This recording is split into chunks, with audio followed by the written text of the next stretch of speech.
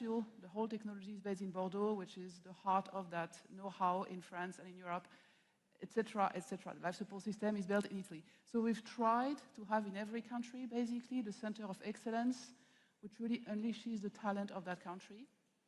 And yes, it's not easy, because it means optimizing the company. But the way we get freedom is that we start everything we do with private financing. So we started a capsule, 4 people, 50K in the bank account. And then we raised a lot of money, bigger seed, bigger Series A, bigger Series B raised in Europe. And then we shaped, I would say, the European space strategy together with the government and the European Space Agency. And this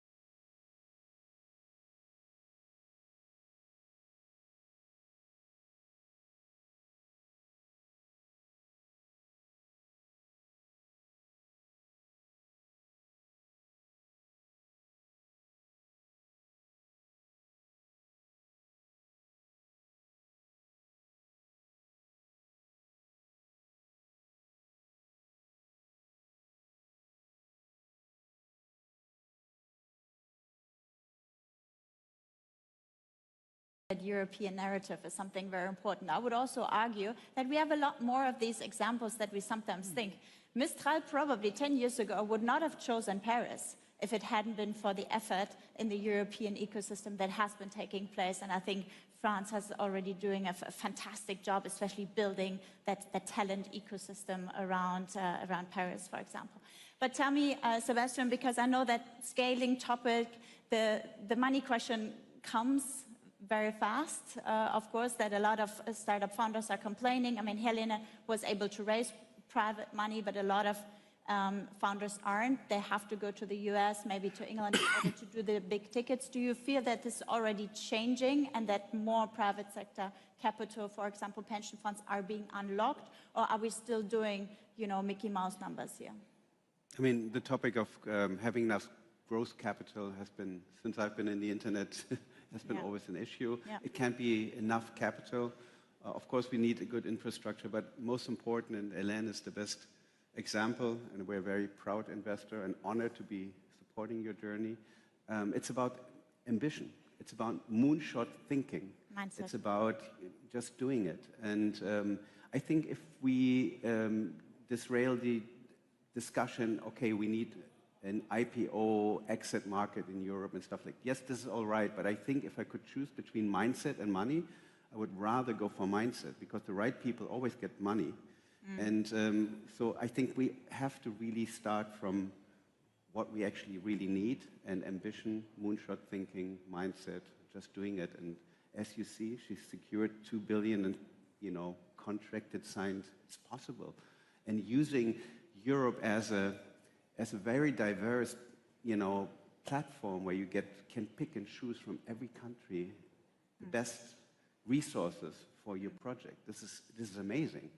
And this is a very different mindset, right? If you could call this a weakness, or you could have the mindset of thinking, this is fantastic. You've raised from Swedish investors here, from Boulderton there, you know, from maybe 5 different countries, and they are at 1 hour of flight time potentially to travel to. In terms of capital, because it's one side I'm representing, but essentially, you know, the last round of Anthropic was 65, 63 billion, one ticket. I don't know, was it Series Z, whatever, Z round? Quite impressive. That's the total venture capital investment of 1 year in all startups in Europe. So somebody needed to be quite brave to write this check. We have to, you know, also have a moonshot thinking on the investor side. Right. Put the money on the table, and we know what's happening. Space is happening, AI is happening, energy is happening. Quantum is sitting we need next to go you. there. Yeah, quantum, sorry. He raised 57, hey? I was already asking this morning if we can invest, so... I can fight for myself. But Deepa, I think you wanted to go in, and I hear that private sector thought probably is being elaborated on. Yeah, I can add to that as a corporate investor, actually, but it's also, as you said, I think it's you need to choose between money and mindset. I would say kind of it's about the mindset, how to spend the money, even across Europe. Actually, money is available, but even large pension funds rather invest into brick and mortar than into innovative companies and startups. And I think we need to break that mold somehow. And as I said, speaking as a corporate investor, also trying to really flank also partnerships with investment, not only putting money on the table, but also kind of see how does the money has fuels structures and amplifies structures that are in place and help scaling. Jan, did you want to? So maybe two topics. I think clarity about what we are talking, and I think that needs to be clear for everybody here in the room. And then second, how to solve that. When we talk about deep tech, it's the only path to go for Europe. There is no other opportunity. And I do love that there are fairs like VivaTech and other stuff, and I do like that politicians are on the stage, Wildberger today here, and so on. But the topic is much, much bigger. It needs to be the everyday topic of, at least here in France, I have the feeling that Macron has somewhere on his desk the topic startups in his everyday life. Whether we in Germany with Merz have that, I'm not sure. And I'm not sure whether that's the fact for the other European countries. But that's the only way to go. Yeah. Yeah. You all need to understand that, and we need to fight for that. And then, talking about money, okay, I'm sick of talking about money, and I'm fed up with it, and it can't be that, and I'm talking with many deep tech startups, it can't be that we need to fight for money with more power, more capacity, and so on, then we work on the tech side. I don't know whether you are all aware of that, but that is my feeling. And it needs to be totally different. We need money, politics, and so on need to take care of that. We need money, leave us alone with our technology, and we need to work on tech, not working on how to fundraise, with which investor, who wants, and whatever, right? And then it's not all about grants. Grants are really nice, but it's only a piece, a brick in the wall. What we need are corporates who love this game, who love tech, who go for it, who stop buying IBM again and again. Everybody is talking about deep tech. Everybody is crying at home, oh, Europe, we fall apart, whatever. But fight for it. We got it. Thank you so much for making that point, Jan. This is your applause. Come on, let's get some clarity and call to action on the table. I would love to talk a little bit, because obviously we had the massive outcry last week with Anthropic having to shut off Fable 5, Mythos 5. So let us discuss the topic of European digital sovereignty for a little bit. There has been a big and I think very successful summit taking place. It was co-hosted by France and Germany in November on the very topic. What does that mean in the era of AI, really, when we're talking European sovereignty? Deepa, get us some of your thoughts. Yeah, and I think it's important that we now can see, because of the evidence of last week, that now everybody sees that deep tech AI is kind of a critical infrastructure, like energy supply or defense, because I don't think the mindset was there some years or even some weeks ago, and that was a kind of a drastic moment to see that. But On the other hand, it's kind of, the first reflex, and that is also what Carsten Wildberger said previously, that everybody thinks about sovereignty is something about isolation, but it's not. It's just about kind of managing the risk and using kind of trustworthiness and compliance and integrity as a competitive advantage, and really see how to have access to either compute or data models and kind of manage the risk and maintain the competitive mode on that end from a local level. And maybe SAP did what Jan was just mentioning now, because you did sign a big partnership with Yes. Mistral.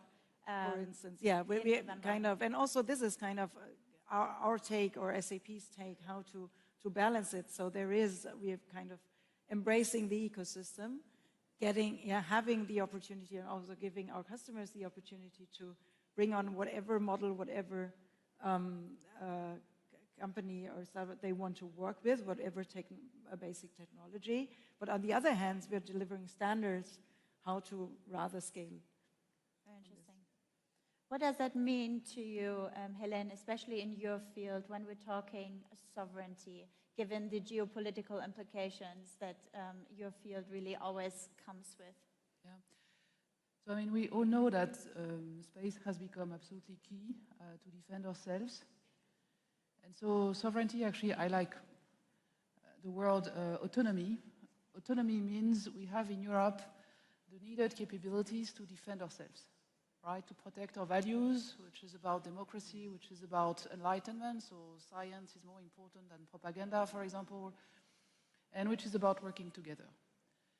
And the first thing we need regarding space, of course, is access to space. And here I really want to insist, because like we can have like plenty of satellites. The satellites are useful because, of course, with Earth observation satellite, you can understand, what the other countries are doing, and with communication satellites, you communicate with your people on ground, the aircraft, the drones, etc. And with positioning satellite, I mean, it's absolutely needed to a certain extent now for drones. But access to space is really enabling of all of that. And we need not only access to space, but we need affordable access to space. If we think about a global champion with European roots, one name comes to my mind, it's Airbus. And Airbus is not producing one Airbus aircraft 10 times the cost of one Boeing aircraft for the same performance. But for some reason, we are accepting that in the space sector. And that's why we decided to change that statu quo and to come now with, first step, of course, is the engine, and then hopefully afterwards a big rocket. But we need in Europe not only to say, hey, we are building for Europe. It's very important to provide to our governments, to provide to our defense, to our troops, to the people who basically fight on the ground to protect our values, to provide them with capacities which are not only the best from a technical point of view, but the best from a price / competence and performance point of view, and we're not there yet. And that's why I think what Germany is doing, and also France has started to do it more and more, is to open the competition between historic players and startups. I'm not saying startups are better than historic players. I'm not saying historic players are better than startups. They both have pros and cons, but the simple fact of doing what the United States have done since more than 15 years, to open that competition, this is very healthy. Mm-hmm.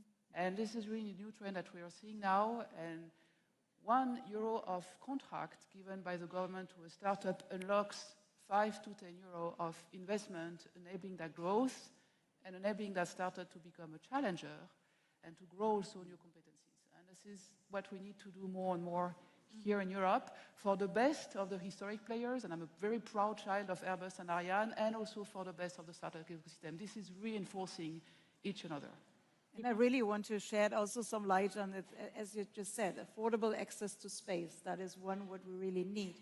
But also for all the founders here in the room, what an amazing opportunity this will offer once there is affordable access to space. What kind of business models we can come up with that that can fuel your fantasy and bring new topics on that is a huge opportunity, I think. It's all about an ecosystem play, as we've just talked about decentralized tech ecosystems and tech hubs that needs to align. But on the other hand, it's kind of, even if there is a new basic technology like AI, like kind of topics like space, that opens up huge opportunities for either suppliers, there are kind of regulator topics, there might be lawyers be specialized in topics that regulate business models you cannot even think of right now. So I think also this, shedding a light on the whatever comes up is a huge opportunity, not only from a value and integrity perspective for Europe, but it's also a huge potential for economic growth, which also is kind of a foundation to protect our values. We have to come to an end, but I think very, very important points that were raised here at the very end. And I think, Hélène, this is a fantastic example of what you're showing with your company that kind of speaks to the mindset topic, Sebastian, that you were mentioning before. It's not that we're just competing in the race. I think to give a European stamp, our own take on building smarter solution, not, burning cash like OpenAI is at the moment. For example, the interoperability that you have, a launcher agnostic system. That is something that makes it a lot smarter than maybe, what the big corporates have built over the years. And if we think in what is that smartness USP that we can bring to the table, I think that combined with the European values that we have, this is really going to move the needle for us. Not just competing with a lot of cash, in races that may not ever be won. This would be, I don't know, Sebastian, if you quickly comment on that, we have to come to an end. Just quickly, we have to choose our battles wisely. Yes. I mean, right now we're following, we try to say, oh, we missed out here, we missed out that. Exactly. We need to identify what we want to do, where we want to go, and then focus on it and become the best in that field. Fantastic. And I think this is the most important, and that's actually about sovereignty as well. Yes. We lost that for a long time. We have to acknowledge that we lived in a globalized world. There was on trust, but a lot of trust and relationships are not there anymore. So now we are a little bit in panic. Oh my God, where do we get the chips? Where do we get the raw material and so forth? Oh, how do we get sovereignty? Well, not so easy right now, but in the future, yes, and it's just starting. AI is coming. The world will be turned upside down. In 2 years, maybe Anthropic is not working anymore because there's a new algorithm coming around. This is all possible. So it's all about just picking your battles and focusing in and just growing the business from there. Mm-hmm. And by the way, for example, Fraunhofer Gesellschaft has already built their own LLM. It's trained in 24 European languages, but people don't know about it. So I'm like, this is such a smart, much smaller, but better trained solution, so let's get the word out. Exactly. We invest in a lot of AI, even large language models, and we're doing due diligence. And I said, yeah, but, Anthropic is better. And the scientist says, yes, but we have this and this. We have to believe in ourselves. There's something more coming, and that's most important. Let the founders found and start and support them, but the whole society, every company needs to give them contracts. The politics needs to celebrate them, celebrate entrepreneurship. I mean, it's a race. It's the race for the future and the race for our children that has been just started. And it's fascinating to be in that time, but we have to understand that we are in this race and not just looking, what's happening around us. I think you just started the round of closing words. So Jan, because this was like the call to action, I feel like, from Sebastian. Okay. What would be your closing word, that one thing that we should really leave this stage with for our audience? Well, now I would love to start talking about quantum computing and explain to everybody how that works and what that will bring to us and so on. But I think it's something much, much bigger. I think it's not about industry politics anymore. I think it's about technology politics. And I think technology is the new currency we have. There are already countries which don't receive the fastest chips today, right? And when we now talk about sovereignty, and for me, sovereignty is to be able to survive without any help, right? Mm-hmm. And I think we as Europe, and every country has its own problems. Usually it's old economy far-right politics and so on, right? But we somehow need to bring that together because that's the only possibility to survive and to build this small plant of sovereignty and do it. Yeah? I think do it is the main topic because we have everything. Thank you. Very quickly, Helene, and then Deepa, as we have to make room for... Actually, Helene, you could almost stay put here on the stage, hey? It's, it's a NASA astronaut afterwards, and Jeff Bezos following us here on this topic with the spaceship. Okay, but so perhaps 3 very quick calls to action. 2 are important for the whole ecosystem. The first one is we really need to work together. And it's true for politicians, it's true for entrepreneurs. We are at a time, because of the wars at our frontier, where this is the moment to prove to our children, our citizens, what Europe is about. And if we work only with this nationalism spirit, we already experienced twice in Europe the horrors that this will bring. So let's please work together, and this is not only true for politicians, this is true for every entrepreneur, every CEO. I had the choice to build a French company or a German company. I decided to build a European company. It is while sharing dual-use technologies together across countries that we will demonstrate to our children and the European citizens what Europe is about. we need to get off stage. Yeah, and I will just close it out. It's all about the ecosystem, just to summarize it. Right. Yeah. Fantastic. Thank you so much to all of us. This is your applause. Thank you for having us, VivaTech. We wish you a fantastic day.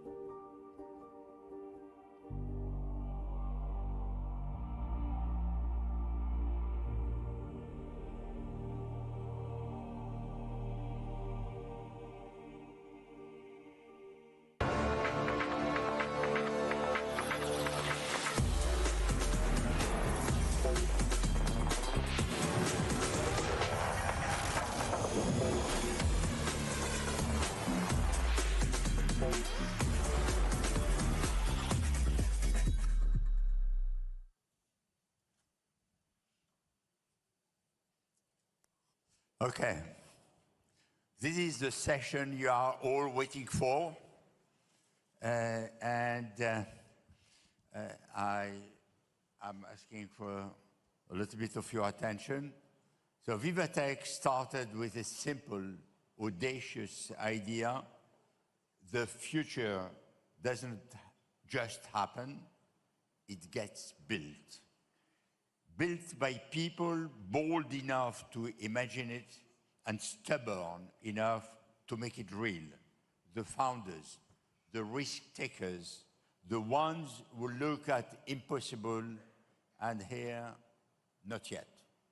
Jeff Bezos is one of these people, a remarkable entrepreneur who started a simple idea of everything in store online with books, and you know what happened with Amazon. Now flying rockets to new frontiers, and step by step, ferociously, together with David Limp, they are building a new road to space with Blue Origin. Please join me in welcoming to the VivaTech stage in conversation with former NASA astronaut Mike Massimino, who helped save the Hubble Space Telescope, the CEO of Blue Origin, David Limp, and the founder of Blue Origin, Jeff Bezos. You will see a short film, and immediately after that short film, they will be joining on stage.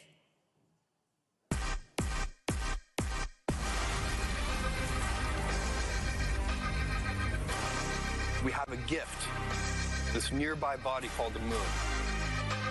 But if we move out into the solar system, we have unlimited resources. Command engine start.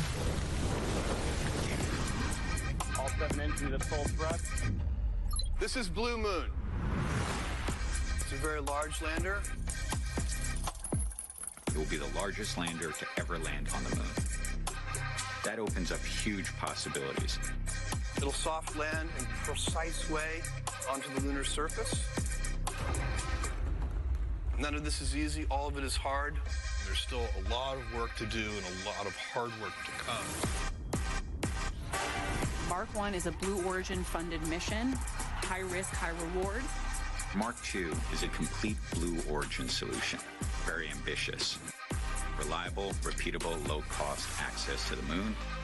We will now have lunar permanence. It's time to go back to the moon, this time to stay.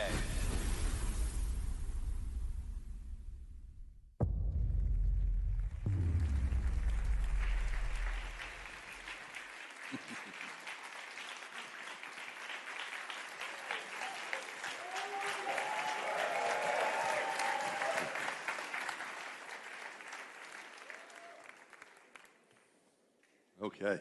Well, thank you very much for that warm welcome. Thanks, Dave and Jeff, for having me join you up here on the stage. It's a real honor for me to be here with you guys. We're going to start off with talking about a little bit of what we saw in the video, anomalies and end response, resiliency. If you look across the history of spaceflight, this is nothing new, right? There's been setbacks going back to Mercury, Apollo, Space Shuttle. I'm certainly familiar with those setbacks that we had. And from the outside, people might look at that and think of that as a failure. But for those of us on the inside, in the industry, it's kind of part of the engineering development process. You want to learn from it and move on if you can. As we saw in the video a few weeks ago, you guys had a setback. And now you're in the beginning phases of rebuilding the launch pad. What have you learned since? And how does the path forward look? Well, let me start by saying that was a rough moment. Yeah. Nobody likes that. It was a gut punch for the whole team. Yeah. But what we've learned since then is we got really lucky. Some of the long lead items in the launch infrastructure were preserved. For example, the propellant tank farm, all the liquid hydrogen, liquefied natural gas, liquid oxygen, all those tanks. Those are very long lead items, and they were fortunately undamaged. The booster, we had a booster in the integration facility, which is right there at the launch pad, and various pieces of shrapnel missed the boosters. There was a lot of good luck in that incident. In the big picture, kind of what you're saying, God knows how to appropriately price his goods, and space travel is hard, and it's worth it. And so, by the way, by the end of that incident, the end of the day that incident occurred, within 24 hours, completely spontaneously, the Blue Origin team, and this is a team of just incredible people, they were making themselves T-shirts that say, "It's worth it." Yeah. Cool. Cool. Yeah. Very cool.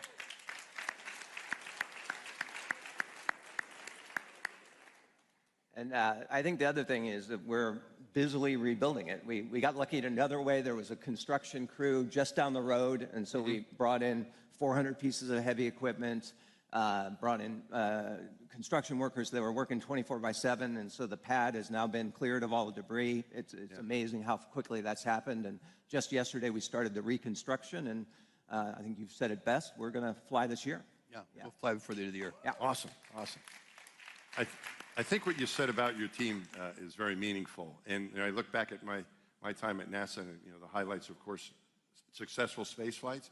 But when you look at the setbacks, the way you respond to them, you find out what your team is made of, right? You don't find out necessarily in the good times, but in those times that are a little bit tougher. And you guys have got a great team and a lot of support from NASA on this, and it sounds great with the plan moving forward.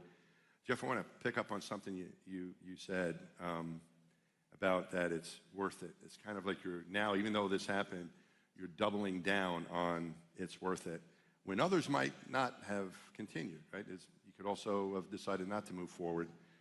Share with us your vision and why it is worth it to you.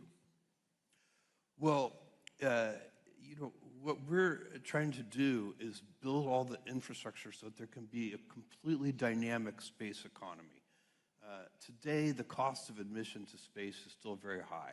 If you look back at what I witnessed in the internet space over the last 2.5 decades, you saw an environment where, because all this infrastructure existed, the global networks and so on, very small companies could build very large enterprises. 2 kids in a dorm room could build a giant company. And we want space to be like that. We want space to be this dynamic entrepreneurial place where 2 kids in a dorm room can build an incredible space company.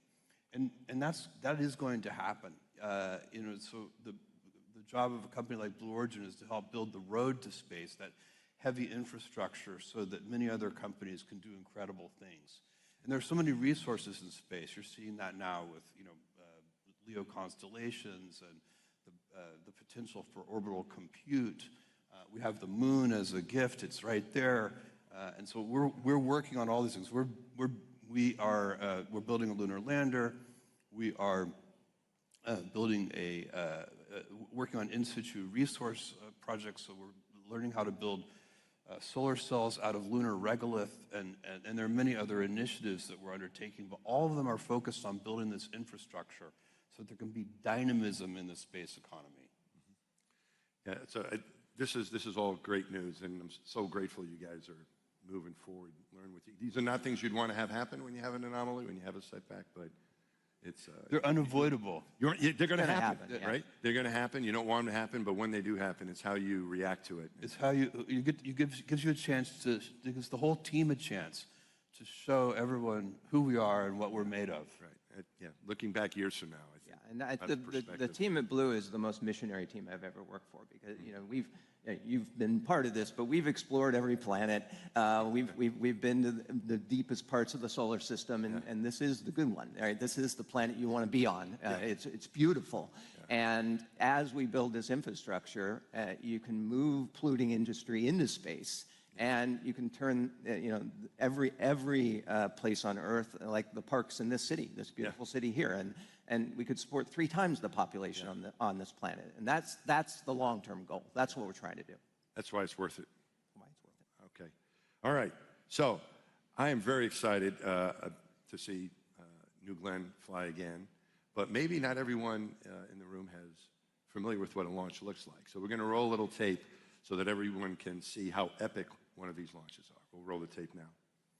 It's not just a launch, it's a landing, too. Yes. There you go.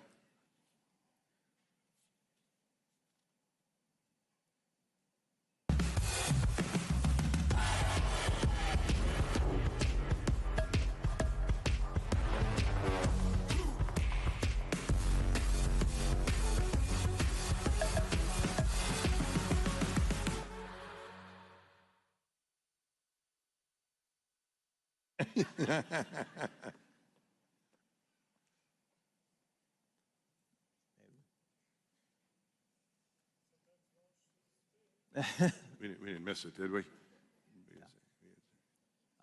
Jump back in, I guess. Okay. All right. Well, eventually maybe we'll get that going. Okay. So, okay. We're good? We'll proceed. All right. So, Jeff, you mentioned earlier about the space economy, and I think to some of us that might be kind of like a science fiction. People might hear that it's like almost like science fiction. Is it real? Is that something that that is for real? But sitting where you sit, what evidence do you see every day that convinces you that the demand for access to space is real accelerating? Well, this is a great question. The evidence right now is very obvious. If you look at demand for launch is insatiable right now. We have a tremendous backlog already on our books for launch. Every space launch company has tremendous backlog. We are supply constrained. We are not demand constrained. And it's being driven by communications with LEO constellations. It's being driven by national security missions. And it's being driven in the future by things like orbital compute and lunar resources and NASA programs to return to the moon, this time to stay. There's just a tremendous amount of demand for launch. Yeah, I think it was sort of underestimated at some point when years ago when our government was looking for what they would need. I think is it fair to say they underestimated what the real demand would be?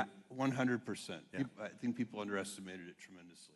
Yeah, and I think there might be an element to it, I think in some ways, like if you build it, they will come.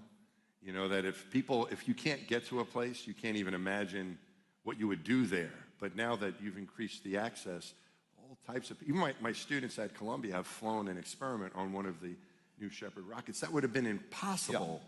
Yeah. Even, 7 years ago, this is a few years ago they did this, but can you imagine even thinking that when we were students or in the not too distant And it's past? a circle amazing. too. If launch is very, very expensive, then the satellites have to have really long lifetimes and they have to be very exquisite. Yeah.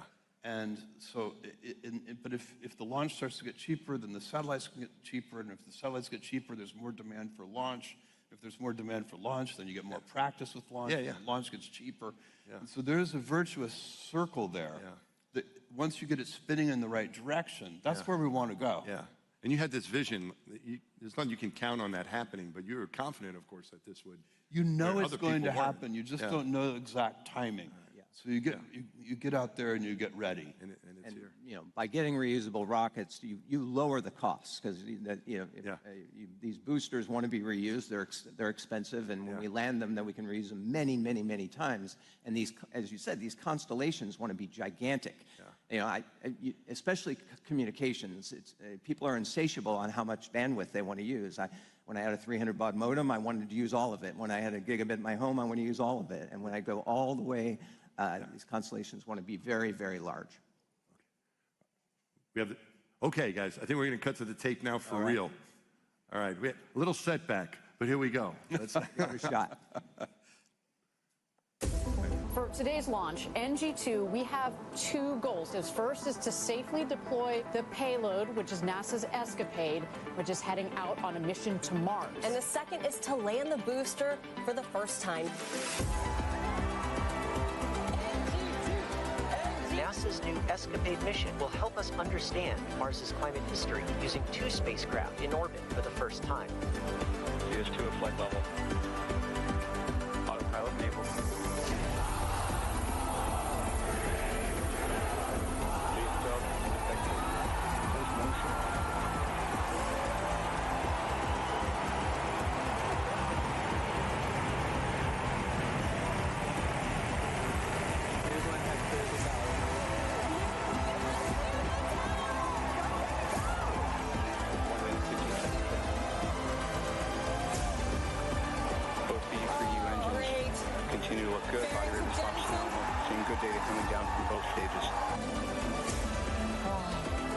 At 9 minutes is when we're expecting the first stage to touch down on Jacqueline.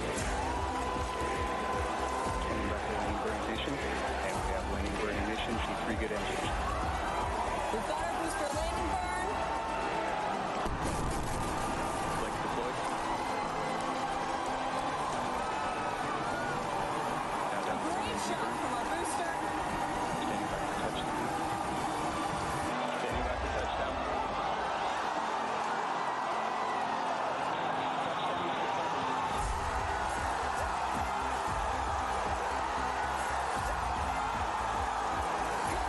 Congratulations, Escapade.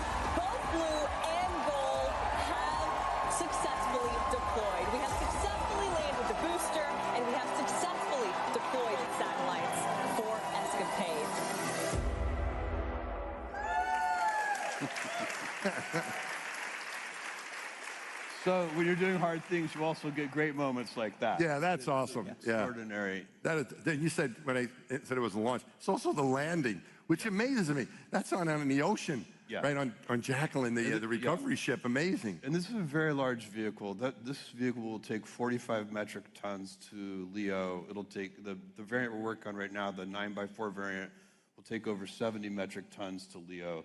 This is a super heavy class booster, and to watch it land like that on an ocean-going platform is awe-inspiring, and the team is rightly very proud of themselves for it. And the ocean doesn't always cooperate. That thing moves. No, the ocean is highly uncooperative. So to be able to do that like that is so impressive. So, all right, Dave, this is all incredibly ambitious, right? And so the question is, because you're the CEO here, what keeps you up at night when you think about all this stuff coming together, the whole operation, the manufacturing, the talent pipeline, getting the right people in, the supply chain, all this coming together? What is it that's foremost on your mind with this, or is it everything combined? There is a little bit of everything. I've only been doing aerospace for 2.5 years. I'm traditionally trained in consumer electronics, but I think people underestimate how hard it is to build a rocket.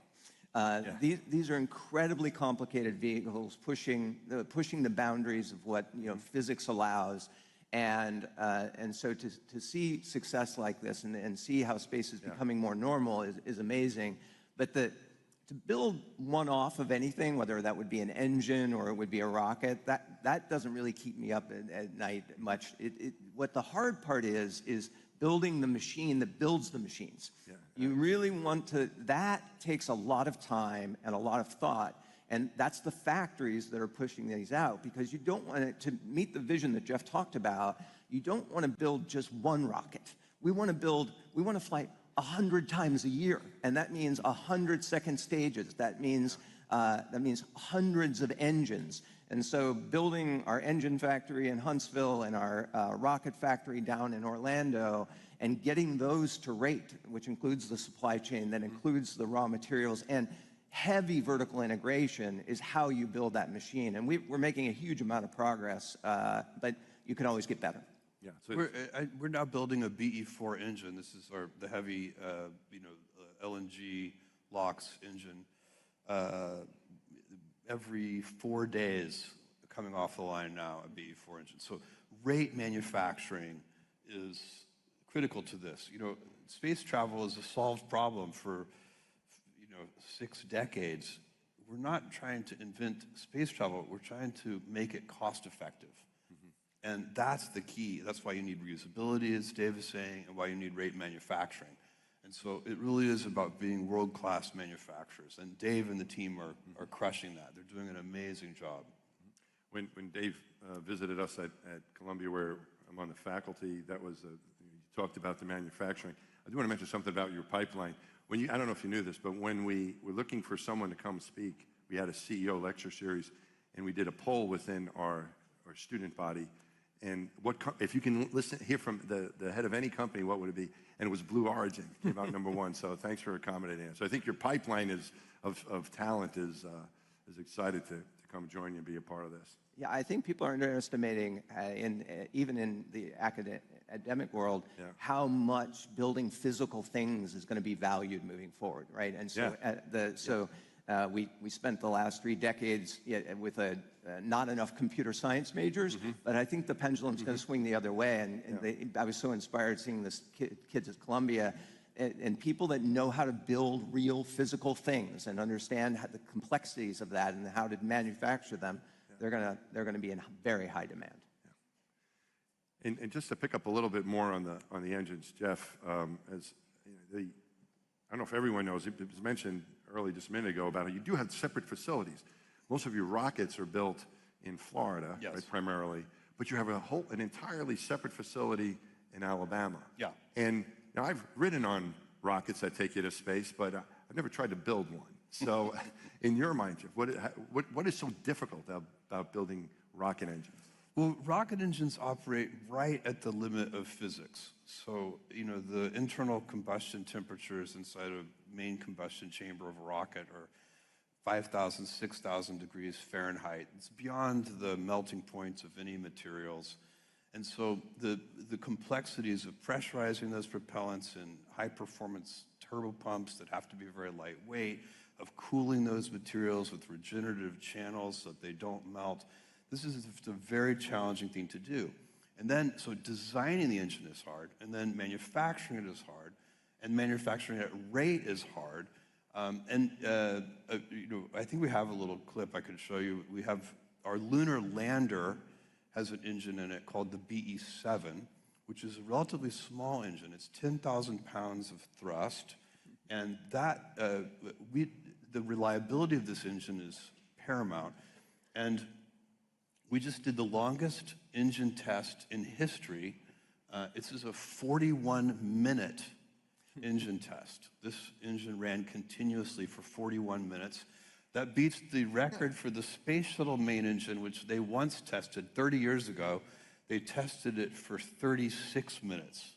So that's a multi-decade record that the Blue Origin team just beat with the BE7 engine. But this is a very challenging thing. These engines are very complex. We have the BE4 engine, which is the one that uses liquefied natural gas and liquid oxygen, uses an ox-rich staged combustion cycle. And then our BE3U engine is our second stage engine. It's liquid hydrogen and liquid oxygen. This is the same basic architecture that was used by the Apollo program. So a hydrocarbon booster stage and liquid hydrogen upper stages. Liquid hydrogen is a complex fuel to use, but it's much higher performing than hydrocarbon fuels. The problem with liquid hydrogen is that it's very voluminous. The density of liquid hydrogen is very low. So that's why you really don't want to use it on a booster stage. The booster stage would get too volumetrically gigantic. But on a second stage, it gives you tremendous advantages. So this is what the Apollo Saturn V rocket did, and it's what we do as well. To do the lunar landing with liquid hydrogen has a further advantage, which is that you look just a little ways into the future when we have permanent lunar settlements. And this time we are going to the moon to stay. We're not going to visit, we're going to stay. And when you look at the materials available on the moon, you have water, ice, in the permanently shadowed craters near the poles of the moon. And that can, with electrolysis, be converted into liquid oxygen and liquid hydrogen. So by using liquid hydrogen as our lunar landing fuel, one day in the not too distant future, you'll be able to use in situ materials on the surface of the moon to refuel your lander.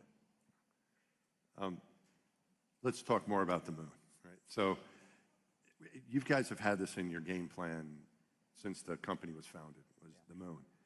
And lately we've been hearing a lot about the moon. Artemis II was such a huge success and really captured everyone's attention. It's now like a global interest of going to the moon, exploring the moon for various reasons. Do you feel like everyone else the world is catching up to where you guys have been for a while? How do you feel about that? Yeah, we've been fixated on not skipping any steps. I'm very excited to see NASA, and I think most of the world, recognize that we should go to the moon first. We'll go to Mars, and we'll do all the other things. But the moon is the first best step. And there are many reasons for that.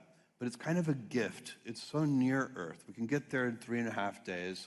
We can return in 3.5 days. You can go anytime you want. You don't have to wait for the planetary alignment to be just right. You can only go to Mars every 2 years or so.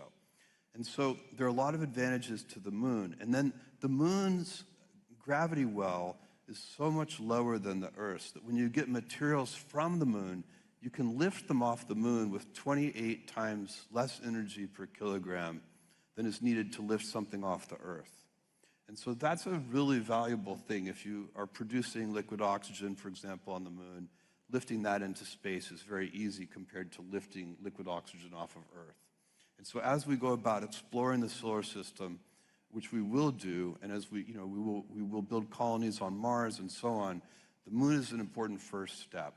And when you skip steps, It actually doesn't make you faster. Yeah, and it's going to be an incredible time over the next year. If you look at our lunar roadmap, we call our team inside of the Lunar Permanence Group for exactly what Jeff said. We want to go there and we want to stay on the moon. And just next year, early in the year, we'll fly our Mark 1 lander, which is on the screen here. This is 3 metric tons to the lunar surface vehicle to be the largest thing that has ever landed on the moon, and that'll be our Pathfinder mission. And then mid-year, it was just announced last week, Artemis 3 will happen. Luca from Italy will be on that flight, which would be great. And that's going to be a rendezvous mission with our Mark 2 lander, which is our human-rated lander. And we'll meet up at around 450 kilometers in low Earth orbit, and we'll do 2 days of entering into the vehicle. The vehicle will have full environmental control, so it'll have an ECLIS system. And we'll test that out for when we fly to the moon the following year.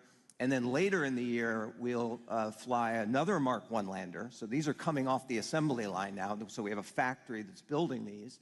And that'll land NASA's Viper rover late in the year. And so it's going to, the cycle time to the moon, the cadence to the moon is going to increase very rapidly. And it's really exciting.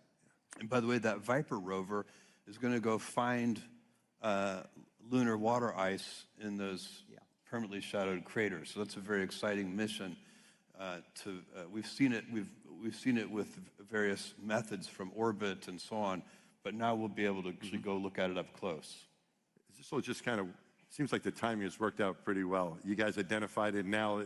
The moon base announcement from a couple months ago. You're right that the timing is good. I would also tell you this is so early. You know, we as a species, as far as space is concerned, we're just still warming up, right? We have not even begun. This is the earliest. And the idea that we've been to the moon before, which we have, a great accomplishment, much different than what we're doing now. It's the permanence of it, of staying there. And I really love what you said about. And when we went before, we pulled it forward in time. We did it before we were ready. It was pulled forward in time, and because of geopolitics and the race with the Soviets and so on, and now is the right time to really get into it and go to stay. Yeah, we did it before by spending. The U.S. spent almost 3% of GDP to do it, and that's just not. We don't have those types of resources. That's not sustainable. Yeah, give me 3% of GDP, I'll give you fusion. Okay. So I guess the question here, and I think we know the answer. Moon or Mars, Jeff? Well, moon first. Moon first, and then Mars. Mars and everywhere else too. And we'll build large, Jerry O'Neill style colonies in space as well. And we'll build big, we'll use asteroids and near-Earth objects and the moon and so on to build compute in space and solar cells in space and so on. And a lot of our compute will be done in space.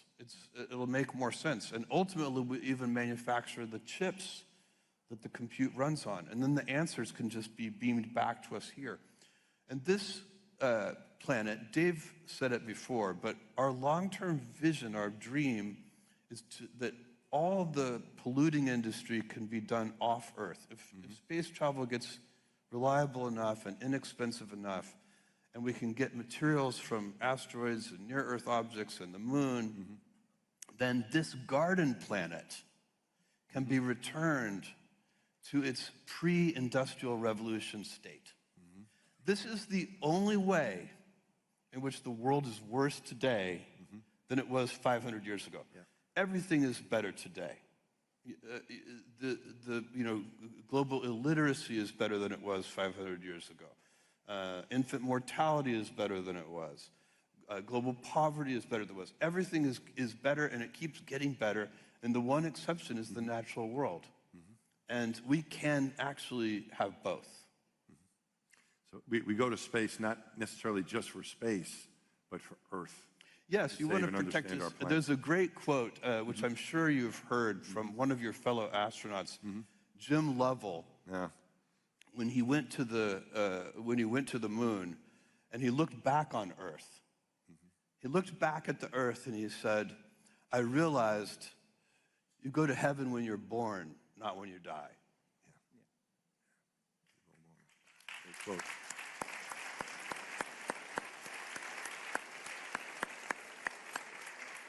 And I really love the way you describe the moon as a gift.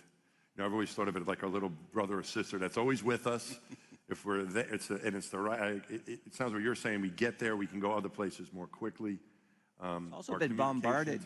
What's that? It's been bombarded for 4.5 billion years by every meteorite, and so just under that surface is everything we need to build the things that Jeff talked about. Like every mineral's there, water's there. We know this now, and it's going to be an incredible resource. And it's untouched for billions of years. So it really is I like that. It's a gift for us to explore and then use that as a launch pad to go other places. All right. Let's talk about some more about the infrastructure stack that you're developing. This is all, talk about rockets and the vision for the moon and all these things that you guys are into, and you're going to need a lot of talent and resources. But you said that is really the key, is companies, and we've talked about it a little bit already, companies that can be these world-class manufacturers with incredible vertical integration.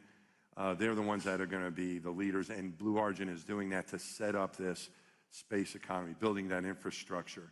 So when you say that about building that infrastructure layer for the space economy, what does that mean, and what are the pieces of that stack that you're developing? Well, I think as you said, on the manufacturing, I was very surprised coming to a company like Blue that you do have to be incredibly vertically integrated in this area. And as an example, we have our own, these engines that Jeff talked about, they're running at just the boundary of physics and high heat. So we have a material science group that literally invented two new alloys. We call them cascadium and rhenerium, and these are to coat these engines so they can survive in these applications. And then we take those alloys and we put them into one of the biggest additive manufacturing factories in the world, which Blue has, and we print these metals and literally print an engine. And so part of the infrastructure is inventing new infrastructure to push the boundaries of what we'll be able to do, again, to get to where Jeff said, which is lowering the cost. You could probably do this in the old ways back in the Apollo era, but it does take a lot of money in this.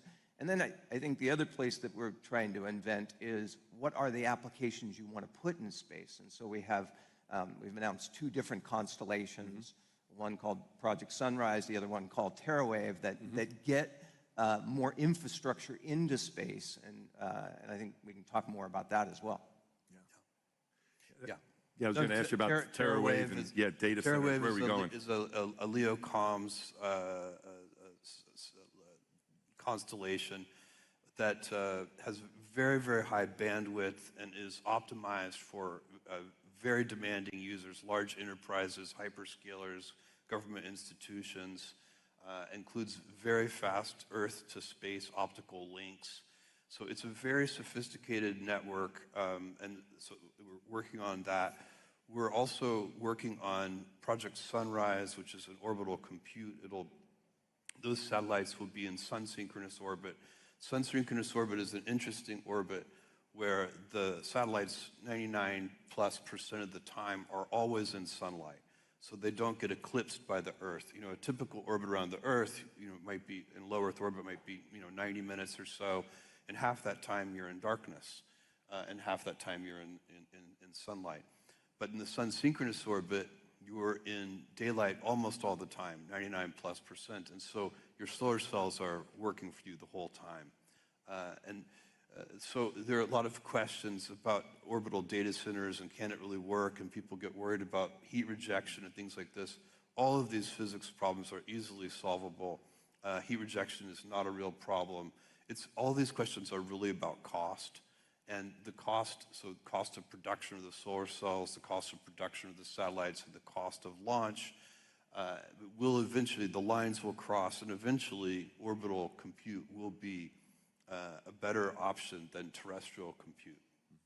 We don't know exactly when that will be, but we have to work on it now so that we're ready for those two lines to cross. We're already very reliant on the connectivity we get every day from space, and this is a way to grow it. Yeah. Yeah, And this is going to, there's going to be many of these constellations. I was just, I mean, and you know, just the first phase of TerraWave is 5,000 plus satellites in LEO, and then another 100 satellites out in mid-Earth orbit at MEO. And so you start thinking about the scale of these constellations. They want to be 5, 10, 20,000 for each shell, and they'll have different use cases. You know, you have Starlink and you have Amazon's LEO, and those are very focused on mostly on the consumer. And great, you can go anywhere now and get for 60 or 100 euro a year, you can, or a month, you can get great connectivity. Similarly, we're focused on giving enterprises and governments really, really high bandwidth with high reliability. And there'll be 10 more ideas for this. And this goes back to why launch is so constrained now, because each one of these constellations can quickly fill up many, many, many launches, you know, hundreds of launches. And so we got to race to just lower the cost even further and get more rockets in the air. And Europe will have their own constellations. Other countries will have their own constellations. It's just a very valuable thing to be able to do. And even just talking about communications constellations, the kind of human appetite for comms is basically, insatiable. I want to ask you about another project that you have going. Recently, you broke news of a new endeavor, Prometheus, right? An AI company, and you've called it, you're going to be developing an artificial general engineer. So as someone who tries to train real engineers, I'm very excited about this, because I think it's a way that we can incorporate that in education and train engineers to use this thing that you're developing, Prometheus. What can you tell us about that and the importance of AI in engineering for Blue Origin and for the world? Yeah, Prometheus is building a set of tools that's designed to empower engineers to really invent and build much, much faster. So if you think about, today there's a kind of a dream build cycle. Dream of something, and then depending on how complicated it is, it may take a few years to 10 years before you're really producing it at rate and manufacturing it. And if you take a step back, and broadly, civilizational wealth, all of civilizational wealth is driven by invention. 6,000 years ago, somebody invented the plow, and we all got wealthier. And then much later, somebody invented the steam engine, and we all got wealthier. And this cycle continues. And if we can accelerate that cycle, that dream build cycle, it will create real productivity, real prosperity. And so that's the idea behind Prometheus. And it can't be done with traditional large language models. They have a place, but they aren't trained with the right data to be able to do detailed engineering. So the analogy I would give you is, I could read 1,000 books. That's what LLMs do today. They're trained on the entire corpus of humanity's knowledge. They have scraped the entire internet, and they know everything that we've written down in words, and they're unbelievably good at symbol manipulation. That's what large language models do. But if I read 1,000 books on how to be a great gymnast, I would still be a terrible gymnast. And it's because it needs a different kind of training data. And that's what, when you go to actually design real physical objects, it's very complicated, and you can't do it just by reading about it. And so we're building a model that is very good at doing engineering. And then that model becomes the basis of a series of tools that will make it easier for people to dramatically accelerate that build dream. So the goal would be, if today you came to me and you said, Jeff, I need a new jet engine with 10% more thrust, and even if I had built 50 jet engines already, so I would still tell you that's going to be a 10-year program. That's how long it takes to build a modern, sophisticated jet engine for a modern airliner. And by the time you've tested it and set up the factory and are ready to produce it, that's at least a 10-year program. And so can we at Prometheus build a set of tools to make that be 5 years, and then 3 years, and then 2 years, and then 1 year? And if we can really accelerate that dream build loop, it changes everything. And it's not necessarily... And it helps Blue Origin, too. Yeah. Dave, I have it now. Dave needs these tools. Yeah. Yes. And it's not going to replace people necessarily. It's No. going to be a tool for engineers to use. No. Really valuable. I know there's a lot of concern that many people have, including many smart people, that AI is going to make humans redundant and so on. I totally disagree with this point of view. And I think, in fact, AI is going to create a labor shortage because it's going to make it possible for people to identify more problems. We have an endless set of things to invent. And we are only limited, today, we are limited not by our imaginations, but by what we can actually do. I promise you, every single person in this audience has had an idea for a new business or a new product or a new device that they wish they could manufacture, and that idea stayed in your head and went nowhere. And the reason it stayed in your head and went nowhere is because it's too hard to do and it wasn't worth it. And if we can accelerate the dream build loop, all of the ideas will then become possible. And then we end up being limited not by our capabilities, but by our imaginations. You can already see this with, yeah, that's good.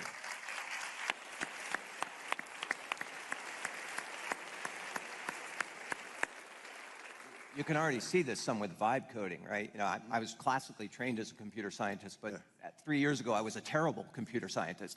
But now I can, in just an afternoon, write an iOS app, and I have some ideas for iOS apps, and that is one thing that LLMs can do very well because it is symbolic, and so they can code very well. And then imagine the tools that they're thinking about, bringing that I could in an afternoon do that in the physical world. Yeah. And, you know, contemplate something and magically it comes off my 3D printer. I'm chomping at the bit. It's so exciting. Exciting future for us, for all of us here. Well, fellas, we've got a few minutes left here, so we've got a couple last questions for you. You guys known each other a long time. I mean, I know you well enough to know you guys are friends and trusted. We've worked together for almost 2 decades at Amazon. Okay, so you've worked together at Amazon. Is there any surprises or differences on how working together at Blue Origin? How's that been?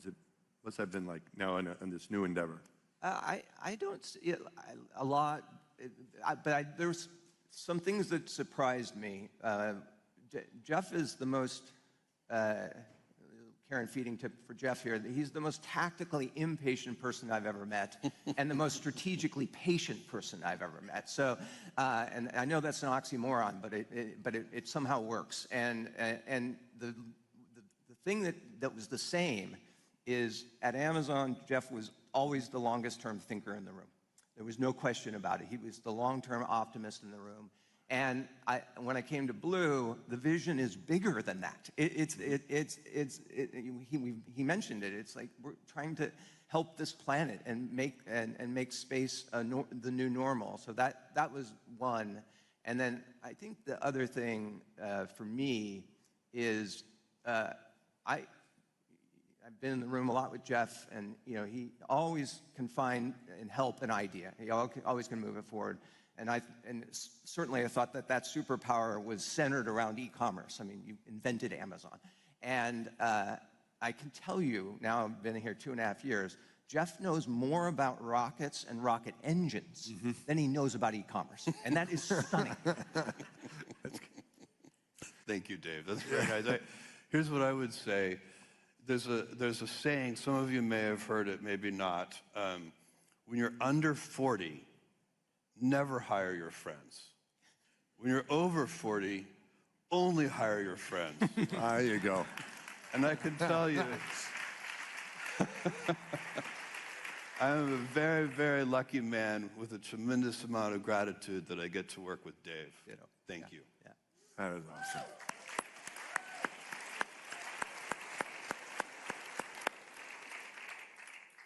Okay, just a couple more to round out here. Jeff, you said that Blue Origin will be the world's most decisive company. How How's that going? How are things changed? It's going very well, especially since Dave arrived, and I'm very grateful for it, because decisiveness is about speed, and speed matters in business. You know, Amazon is a giant company, but we make decisions very quickly. And this is something that you need to be able to do. And I can tell you why decisions get slow, especially in large companies. And Blue is a pretty big company at this point. You know, we have 14, 15,000 people. It's not a small company. And the reason is you start making all decisions as if they're all the same size. It's like one size fits all thinking. And you know, if you have a one size fits all robe, it never fits. So there are different decisions that should be made in different ways. There are giant decisions which are consequential and irreversible, or almost irreversible, super hard to reverse. Those decisions should be made slowly with great care. And then there are other decisions which, even if they're consequential, they can be reversed. And those decisions should be made by single individuals who have good judgment. And so you have to remember that there are these different kinds of decisions, and speed of decision making. When you go look at successful companies, one of the reasons that small companies can be so nimble is because a small group of people can be so decisive.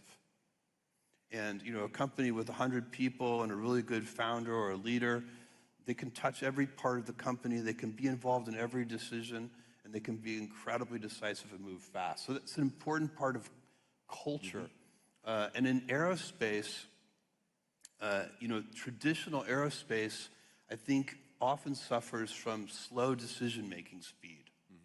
And I know how aerospace gets there. I mean, you know, you're building things that often have, you know, hazardous operations, life safety critical missions. And so, again, not every decision is like that, though. And so you end up making every decision as if it's life safety critical. And then you're going to move very slowly. And that's not going to lead to the results that you want. You know, we want to move humanity forward into this next age, and I think we're in the middle of a bunch of golden ages right now, and I want to see companies succeed in all of them. Biotech, space is an incredible opportunity, all the things that are happening in AI. We live in the most incredible moment, and every young person right now should be so excited that they are where they are now, because it's never been a better time to be an entrepreneur, a better time to start a company. There's so many possibilities. Compared to what we used to do in the space program with the government, where I'm familiar, we used to call it, we move at glacial speed here. And you guys move quick. Okay, we're close here. I've got a question for each one of you left.